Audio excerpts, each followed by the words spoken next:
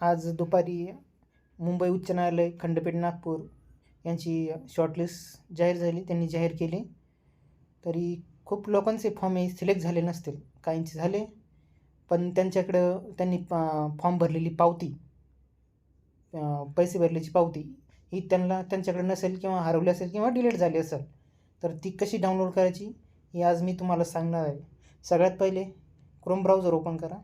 त्यात Nagpur court recruitment 2024 असं टाकल्यानंतर खाली यायचं. इथं तुम्हाला दिसत असेल रिक्रुटमेंट नोटीस, त्यावर क्लिक करायचं. केल्यानंतर इथं बघा तुम्हाला दिसत असेल Nagpur bunch recruitment for the post of clerk 2024. इथं खाली अप्लाय ऑनलाईनवर क्लिक करायचं आहे. तिथं केल्यानंतर तुम्हाला इथं खाली दिसत असेल स्टेप 1च्या खाली दिलेलं आहे www.onlinesbi.com. त्याच्यावर क्लिक करायचं आहे. क्लिक केल्यानंतर असंच पेज तुमच्यासमोर ओपन होईल.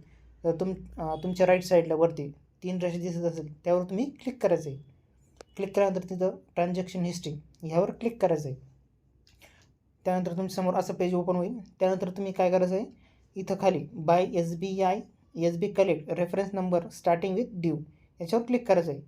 इथं रेफरन्स नंबर तुम्हाला मागत असेल, रेफरन्स नंबर कोणता टाकायचा आहे, जो तुम्ही फॉर्म भरला होता त्या फॉर्मच्या प्रिंटच्या शेवटी तुम्हाला एक रेफरन्स नंबर म्हणून दिलेलं तुम्ही अपलोड केलेलं असेल तिथं, ते तुम्ही इथं टाकायचं आहे.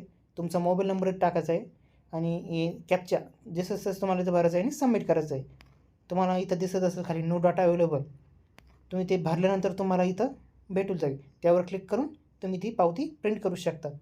जर तुम्हाला हा व्हिडिओ आवडला असेल तर नक्कीच लाईक करा, शेअर करा, कमेंट करा आणि जर कोणाचं होत नसेल त्यांनी मला मेसेज करा, मी त्याचं करून देईन. So thank you.